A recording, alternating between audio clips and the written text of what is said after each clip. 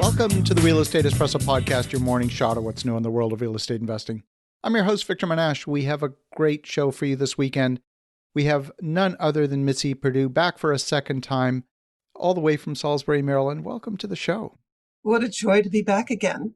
Well, great to have you here again. We had such a great time last week. Really wanted to follow up on our previous discussion. Last week, we talked about your dad and the Sheraton Hotel, the whole brand, how it came from startup from nothing to 400 hotels and 20,000 employees. I'm probably getting the statistics wrong, but... No, you got it perfect. You nailed it. And we talked a bit about giving and philanthropy and really wanted to dive deeper into that today. So you've been involved in this fight against human trafficking, and I'm thrilled to be able to help in even a minuscule way. So tell us a little bit more about that and what you've got planned. And there's just so many layers to this discussion. So where do you want to start? Well, I want to start by making sure that we were teasing about human trafficking. And one of the things that I can talk about are threats of murder and a 69.7 carat ruby. But let's leave that. I want before the end of our time together to get to it, but I still want people to be sort of curious what it's all about. Deal? Absolutely. Well, I can answer your question about me and human trafficking. No, my interest is in combating human trafficking. And I got into it a couple of years ago, actually 2 o'clock, March 11th, 2019, when I heard a lecture on human trafficking. And I wonder how many people who are listening to us or watching us were in the situation that I was back then, where the word human trafficking didn't really mean a lot. There's just words. But then I heard this lecture on, oh my goodness, we saw pictures of little girls, maybe 10 or 12 years old, who are being raped 10 to 12 to 20 times a night, 365 days a year. And those little girls, their life expectancy was less than 7 years. They were going to die of an overdose, suicide, disease, or murder for organ harvesting. And so I'm in the audience listening to this thinking, this is the worst thing I've ever heard. I mean, little innocent girls. And then I learned that, I don't know, maybe 10 or 15% of the sex trafficked children are boys as well. And then I began learning the scale of the problem. Human trafficking is $150 billion a year. And before COVID-19, it was the third largest source of revenue for organized crime. After COVID, it's the second largest. So that's what I'm involved in, trying to combat that. My accountant, about 4 years ago, gave up his practice entirely, and as part of the ministry associated with his church, literally abandoned his accounting practice, moved to Cambodia to work boots on the ground specifically to combat human trafficking. I love that because I find it really difficult to imagine anything more evil than a little child ending up having her organs harvested after maybe 7 years of absolute the worst misery that can happen. And I asked a psychiatrist, his name is Dr. Robert Cancro. He was the former chairman of the Department of Psychiatry at New York University Medical Center, because he treats the Johns and he also treats the victims. And I said, what's it like for the victim? Because, you know, it's so far from my experience, it is beyond my imagination, but he gave me something to imagine it with. And, you know, this is a man who treats victims and probably 40 or 50 years of knowledge of this kind of behavior. And Dr. Cancro said, I want you to imagine the most depressed you've ever been in your life. Maybe it's the death of somebody you loved, maybe the death of a relative, or maybe when you were young that was a death of a pet, but just something that was just devastatingly painful and miserable and depressing. And he says that's what it's like for a victim every single day. And if they're not rescued, that's what they're going to feel until they die. And he also said the chances of being rescued are something like 1 in 100. The way I got into it is, you know, I've listened to this lecture and thought, my glory, there's a need, but I don't have any skill set that would help me like rescue someone, or I couldn't be involved with rehabilitation. So I began asking different anti-trafficking organizations. In the couple of years since then, I've done articles, and probably more than 100 of them. But I always ask, you know, what are your needs? And how about invariably it's funding or awareness? And I was aware of that really pretty early on. And I decided, hey, that's something that I could do. As somebody who grew up in the Sheraton Hotel family, I'm pretty familiar with fundraising. I thought I could do something to raise funds. And also, as somebody who spent my whole career in the media, radio, television, newspapers, and public speaking, that I could be part of raising awareness. And for the raising awareness part, I think in the last year, I've done almost 100 podcasts. And then I think I'm getting close to 100 articles that I've written and had published on human trafficking. And the most exciting thing possible has something to do with you, Victor. Yes, and I'm so glad to have been able to make some connections that have been helpful in this All right, regard. So, here's the yeah. connection. Courtesy of you, I had the extraordinary privilege of pitching to an editor at Psychology Today, and we got to talking about some of the issues that cause people to be vulnerable to trafficking. We also got to talking about some of the things that people who want to help stop it can do. And she agreed and has asked me, and it's in writing, to write a blog for Psychology Today. And the glorious thing of that is Psychology Today has a social media presence with 10 million people. So if my initial goal was to help raise awareness, I'm on the right track, and I thank you from the bottom of my heart for making that connection. Oh, you're very welcome. And, Psychology Today is a great publication. In fact, it even comes into our household. My wife runs a clinical family therapy practice, so we regularly get the actual physical magazine coming into our house. And they have a fantastic social media presence, a fantastic internet presence as well. They are a top hit website on the internet for sure. Well, I just can't believe how grateful I am to you for making that introduction. Thank you. And I'm going to give it my all. But I do have a background in journalism. For a good bit of my life, I worked for Scripps Howard, and I was the most widely syndicated, for a period of years, environmental columnist in the country. So I want to use whatever skills and abilities I developed doing that. I want to bring that just laser-like focus on bringing attention to human trafficking. And then a new project that we're involved in. Well, there's one that's kind of tied together, and I'm going to show you. Oh, yes. This is an idea from one of the volunteers. And one of the volunteers had this idea. Just about 75 years ago, Rosie the Riveter, remember this? Rosie the Riveter left her home and went into the factory, and she and the millions of other women who joined her made it possible for men to leave factories and go fight the war, and that probably had a very large influence on the outcome of World War II. Well, it's been 75 years, and Margot Dusterhouse had an idea. Why don't we sort of pay tribute to Rosie the Riveter by remembering her in the form of Rosie the Liberator? There are a couple of parts to this, and I hope members of our audience will have a pencil and paper handy to get an address where they can participate in this. But here's how it goes. Take a selfie of yourself making a muscle. And it's really nice if you have a bandana, but totally not necessary. And some people use blue bandanas or no bandana. And if you're a guy, try for Rusty the Liberator.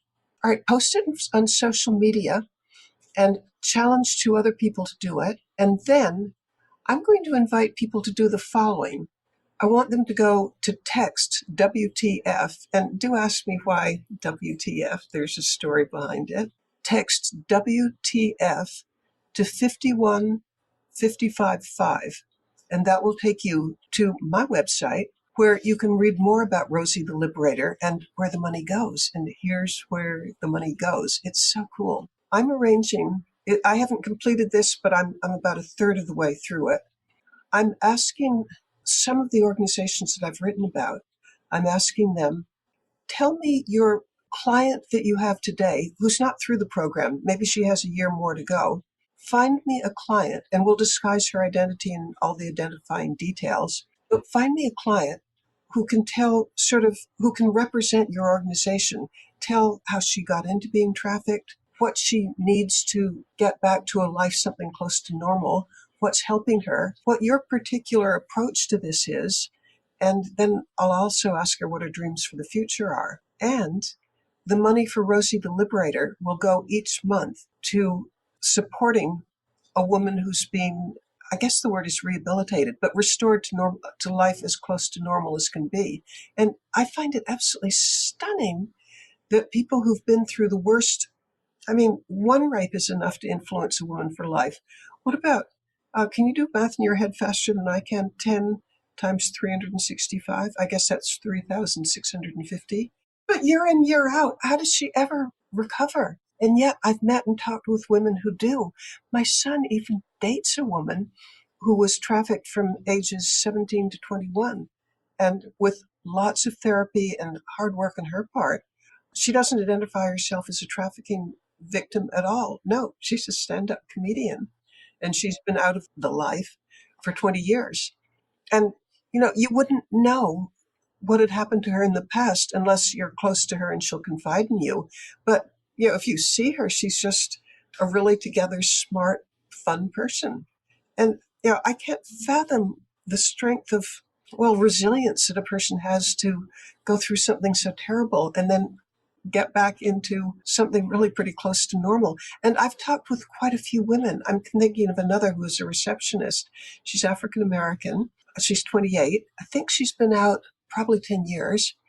And as an administrative assistant, she is so together you wouldn't believe. Just she comes across as together as can be. And yet, oh, the absolute monstrosity of what she went through. A boyfriend betrayed her. And she could be beaten, starved, sleep deprived, raped continuously, including gang raped. And yet, look what she is today.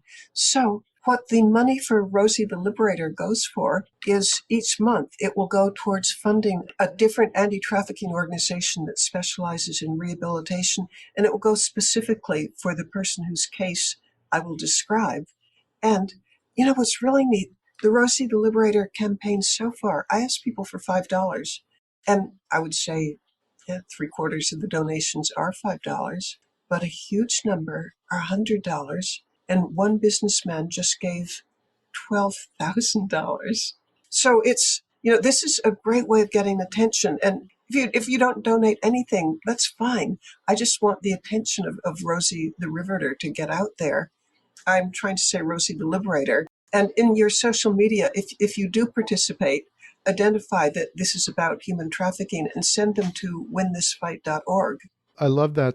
One of the things that you're doing as well, and I know it's still in its fledgling developmental stages, also related to funding that potentially can have an even larger impact. Hoping we'll get to that part of the conversation as well.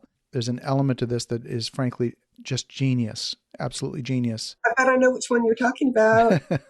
But so that I don't embarrass myself, which one? Is this having to do with preventing trafficking to begin with? Absolutely. Preventing trafficking and eliminating the incentive. Okay, now I'm so excited about this. I may explode. Have you ever had a guest explode on camera? On screen. No, but that's how I feel about it because it's so exciting. There's something that basically hasn't been done before, but there's a lot of forces, and When This Fight happens to be playing a significant role, how about the role, in putting it together. Now, to explain it, it's a backstory of the principle of how we can really attack human trafficking at its root. And as many people will tell you, trafficking is all about the money. It's a $150 billion a year industry. If you're a trafficker in New York City and you have 4 girls in your stable, you can easily be making $1 million a year tax-free. So it's about the money. And I mentioned $150 billion. Can't do that through barter. No, you have to use financial institutions. Now, the backstory. A couple of decades ago, one of the larger software companies was having a terrible problem, tens of millions of dollars a year loss from pirating or counterfeiting. They'd hire people all over the place to track down the counterfeiters and put them in jail. But it was so incredibly lucrative. I mean, you could sell a program for $200 that you spent 9 cents on the disk that you that you pirated it onto. So you put one guy in jail and it was whack-a-mole. Somebody else would pop up right nearby. And they were making no progress whatsoever in stamping out the pirating. Well, some people whom I'm familiar with told the software company, you're going about it wrong. just not getting any traction from putting people in jail because they pop up elsewhere. Sound like human trafficking? But back to the software problem. They told the software company, let's attack the funding instead, because we have the ability, with very sophisticated knowledge of like the dark web and artificial intelligence and the ability to track money flows. They could track the profits of the counterfeiters, and the minute that you can show the track from, the money came here and it ended up in this bank account here, probably through a few shadow companies, but you can show the bank, in incontrovertible ways, here's where this money came from and it's hot money. The bank will shut down the account because, otherwise a ruinous hit to their reputation, but they can also just plain be shut down, tremendous fines or being shut down. So no bank wants to use hot money. So what the people who were combating the pirates did was that track the money to the banks, that get the bank to freeze the money, and then that get the money returned to the software company. In a matter of, it might have been a year, but sort of in that time frame, they effectively ended this particular company's problem with counterfeiting. I mean, it worked. So I've been in discussions with them. Might it be possible to use that same principle against the traffickers? Because for 100, the software company, we're talking 100 million. The trafficking enterprise is 150 billion. And so the amount of the prize of how you can pour sand in the gears of the whole enterprise by attacking the profits, seizing the bank accounts and taking away the incentive. The beautiful thing about that is it's very hard to put a trafficker in jail because they have extraordinary ways of keeping people from testifying against them. And I could talk for half an hour on some of the ones that I'm aware of. But it's hard to get anybody to testify against a trafficker because they can use absolute terror against them and against their families. So the odds of a typical trafficker doing jail time are way less than 1 in 100. But if you can get their finances, you can be a real deterrent. I suggested this to the organization that I want to describe. They want to be undercover enough at the moment, so I won't say their name, but we'll call them the good guys for the moment. I was able to get a donation of, and again, I don't want to embarrass the donor, but a significant donation to one of the largest anti-trafficking organizations to work with the good guys and to work with some people in Asia who are kind of circling around the same approach. And at some point, actually by May 11th, I'll be free to tell everybody involved in this. But here's what's going on. There's cooperation on an international scale on a fairly new approach that hasn't been done on any scale before. And I mentioned this to the Fulbright Foundation. They're the ones who do the Fulbright scholarships. I suggested to them, what if we could have a Fulbright forum just to get attention out for this new approach to combating human trafficking and hopefully to raise some money along the way. Fulbright has scheduled a Fulbright forum for May 11th, noon Eastern Time. I'm very excited for that. And in fact, I was thinking about one of the other conversations you and I were having. If you remember, one of the folks that I introduced you to sits on the board of the ninth largest bank in the United States. And I think he would be a very good person to engage in that conversation as well. I will follow up on that for all I'm worth. But UBS, the financial institution that, as far as I know, may be putting more resources behind attacking human trafficking than all the other financial institutions that I'm aware of, they're going to support the Fulbright Forum. And then the C-Suite Network, the head of that, Jeffrey Hazlett, says that he'll make available to us his mailing lists of 350,000 people. So Fulbright has roughly 60,000 Fulbright graduates on their mailing list. And boy, I'd sure like to invite every possible person who has an interest in human trafficking to come to the Fulbright Forum. It's virtual. Save May 11th. And, there's the possibility, the excitement level I hear about, if Fulbright wants to support this, if Jeffrey Hazlett from C-Suite Network and his 350,000 members, UBS is excited about it. I think we're really onto something. Now, the obstacle, why hasn't it been done before? The people who are qualified to do this kind of super high-tech ability to find hidden stuff, they typically make $250,000 a year, and they can't do it for charity because they've got mortgages to pay and kids to put through college. But if we could assemble, I'm picking a number that I want to be able to reserve the right to change it wildly. But I heard one person guess that $10 million could make a huge difference. Maybe as we get closer to figuring out the details, maybe it's $50 million. But to make a dent in one of the worst scourges that afflicts mankind? I mean, I'm kind of hoping that Bill Gates will hear about this and say, oh, yeah, here's a check. But failing that, if lots of people come together and fund this effort, it could be world changing. I mean, the amount of suffering that could be prevented. I've mentioned some of the people that I know went through rehabilitation and came out well on the other side. But do you remember what I said, what Dr. Cancro said? Imagine the most depressed you've ever been in your life. The death of a loved one, like maybe a spouse, or imagine that every day, but then imagine the ability to keep it from happening. Well, that, and not only for the people who are the direct victims of being trafficked, but also their entire families as well. Yeah, the amount of suffering. I know of families. I'm thinking of a woman that I was really quite close to. She knew her daughter was out in the street and there was no way of reaching her. I mean, the pain that mother went through had to be pretty close to what the pain the daughter was going through. But the whole family. Sure. I mean, the Sure. ramifications are endless. And then on top of that, I did a story recently. It's not published yet, so I don't want to tell you the names, but I'll certainly tell you the story. There's this fabulous woman who was an undercover cop, and undercover, she was a prostitute.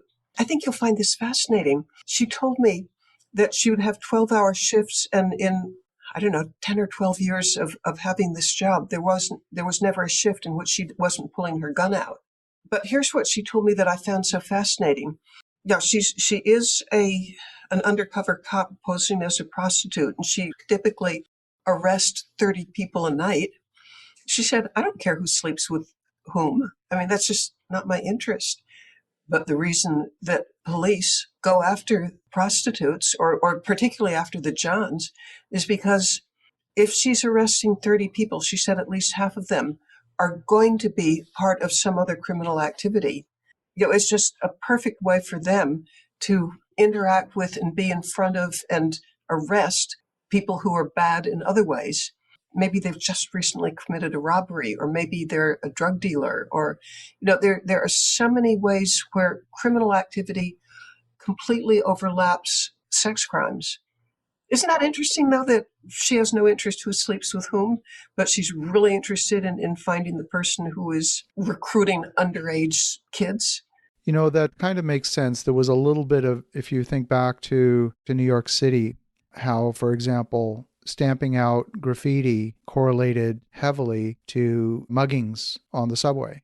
There was a correlation there, not necessarily causality, but there was a correlation. And so it's by getting in that environment and figuring out how these networks all come together. I think there's something there for sure. You used the word network, and that seems to me what's important, because I've also read that when prostitution begins to flourish in a neighborhood, a whole network of other really detrimental to mankind's happiness begins moving in. So maybe it's a broken windows theory kind of thing. But imagine if we could take the profit out of it. Right. Yeah, exactly. I think with the right awareness and with the right introductions, you'll raise way more than 10 million. You'll raise 50 to 100 million to stamp this out. And the key will be to finding the right individuals to make up that software development team and complete the work. Some of them already, and it's a matter of recruiting the rest. I think from conversations I've had with the good guys, I think it will be almost a piece of cake, because the good guys, they're based out of England, but they have representation in 47 different countries of people who do this, but they're not doing it for trafficking. They're doing it, companies hire them, like the one that for the software pirates. There are endless amounts of people who want to track illegal money flows. They just haven't used their enormous skills together on anti-trafficking, but it can be done. And they tell me, well, they say, going into it, we have to recognize that there will be a vast amount of fine-tuning and readjusting, and it's not going to drop fully formed in our labs, but the potential is there. Absolutely, absolutely. I'm very excited, very energized by this conversation, the potential. I don't know, you probably don't know this, Mitzi, but I come from a tech background, come from that world, so I can clearly visualize some of the technology pieces that are required to come together. I'm not in that particular segment and I don't know the right people, but I can connect the dots easily. Well, I'm in love with technology because in 1965, I wrote my master's thesis on the future of computers. I've been in love with technology since back then. And my favorite thing to do when it's the end of the evening and I don't feel like working anymore, I practice coding. Perfect. I love it. I was going to guess. I'm not shy about my age. I'm 79, soon to be 80. And I'm thinking, I bet there aren't that many 79-year-olds who think database programming is just the coolest thing in the world, but I do. It's been a few years since I've done a lot of coding. I used to do a lot myself, and I can totally identify with that, totally identify with it. And so I love that. I love that about you. Well, I don't have any friends who do identify with it, so I'm really glad that you do. But somehow it's just so satisfying. You've got a problem, you're trying to solve it, and pretty soon, you're just about to have it work. And well, no, I'll try something else, and pretty soon it's 3 in the morning, and then it works, and suddenly you're king of the universe. Or in my case, let's be queen of the universe, empress of the universe. I have a couple of ideas I'm going to follow up after this conversation with you, but I love this. I love this. So, Mitzi, if folks want to connect, if they want to learn more about Win This Fight and how they can contribute, what's the best way? Okay, there are two ways. First is the texting WTF to 51555. And I have to quick say why WTF. First of all, it's appropriate because this is just the vilest thing in the world. The other thing is the name Win This Fight. It came about because I was originally going to call this the anti-trafficking auction. That was going to be the name of the effort. But a neuroscientist told me, you know, the name anti-trafficking auction really sucks. You need something that people can remember and that has some wrongness to it because people remember something with something wrong to it. And he had looked up in, I guess it's GoDaddy, that the name winthisfight.org and also winthisfight.com are both available. And he said, make it winthisfight.org because it rolls off the tongue. There's a call to action in it. Best of all, the initials are memorable because there's some wrongness. And he said, particularly Yes. it's wrong because you come across as somewhat ladylike and genteel. And for you to be saying WTF, and I hope he's right. He says that makes it a little bit memorable. It totally works. It totally works. So, actually, we missed one thing. The text WTF to 51555 is a really direct way if you happen to have a smartphone handy. Another way, which works really well for me, is just go to the website winthisfight.org. And by the way, there's a contact me section. And anybody who writes to me, I'll write to you back, especially if you volunteer and have a great idea, because that is how Win This Fight grows. People that I never imagined contact me and say, I've got this skill. Can you use it? And I say, yes. Let's close with a postscript on the 59 carat ruby and how this all comes together. Perfect. All right, the 59 carat ruby. One of the premises of Win This Fight is we have the ability, with the help of an auction house in New York, of converting tangible property into cash. And a lot of ultra wealthy people have like jewelry that's in storage or works of art that are in storage or historic collections. And I'm going to give a case example of how what I'm about to describe works. There's a man that I know who has donated to Win This Fight. He's donated a necklace that belonged to Marlene Dietrich. It's diamonds and sapphires, and it's appraised at $1 million. He wants to support anti-trafficking. He doesn't have handy cash, but he does have this item that he would give up to support anti-trafficking. And he said, we talked about how if he went to a jewelry broker, that'd take 40%. He could only give away 600,000 of his $1 million necklace. If he went to a typical auction house, it would cost him 20% commission. But there's an auction house in New York that will do it commission free. Well, knowing that there is this auction house who, for the sake of anti-trafficking, and by the way, I certainly know their name, but I don't want to say it yet publicly for a very good reason, and that is they don't want their other clients. It's one of the largest auction houses in the world, but they don't want. Yes, they want to figure out how to handle the messaging of that they're doing an auction for, with no commission, and they don't want all their other clients to ask for the same thing. So at some point, this will come out. And I'm dying to tell you the name because it's big and famous and prestigious, and I love them dearly. But since they've agreed to be commission free, I spent a good bit of 2019 traveling the world collecting astounding donations. They had to be $1 million or more, and I'll share with you the biggest one. I was in Taiwan. That's after having been in the speaking engagement in China and Hong Kong. And and collecting donations. But so now I'm in Taiwan and I'd been giving talks. This guy heard of me, invited me for tea at his home. And he had an interesting background. His family were the hereditary curators of the Qing Dynasty jewelry collection. So we're talking about human trafficking and what an awful thing it is. And then he said, Mitzi, we're sipping tea. Mitzi, you know that this is the largest source of income, or one of the largest sources of income for organized crime. They're not going to like it if you raise $100 million. They may try to murder you. What do you say to that? And my mouth opened and I said something, just totally blurting it out. I didn't think of it ahead of time. I said, I'm 78 years old. I believe in this cause. I don't care. Well, put his tea down, got up, walked behind his chair. There was a sort of curtained wall, and he pulled back the curtain, and there was a safe. And he manipulates the dials of the safe, opens it, and reaches in and takes out a ruby that to me looked something like maybe a speck smaller than a golf ball. And he hands it to me. He's giving it to me. And I once took the Gemological Institute of America's Colored Stones project, so I know a teeny bit about rubies. And I'm looking at this thing, and to a naked eye, I didn't have a jeweler's loupe with me, but to the naked eye, it was flawless. And then he began telling me the story of it, that it belonged to a Qing dynasty emperor probably 300 years ago. And you can tell the age of it because fashions in faceting have changed over the centuries. And back then, they didn't even facet the rubies. Well, he gave it to me. And I don't know what it's worth, but I've heard wild guesses that thing alone might be 40 million. I think you're well on the way. I think you're well on the way. And I know of some of the other items that have been gifted already.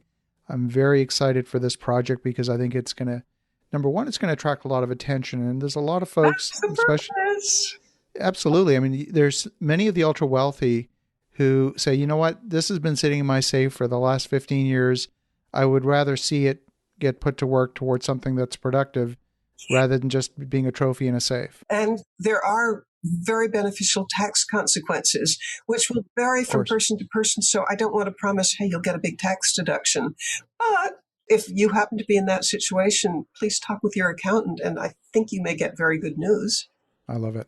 Well, Mitzi, I love the story. I'm just thrilled to be able to help in even in a small way. And for the listeners at home, definitely connect with Mitzi at winthisfight.org.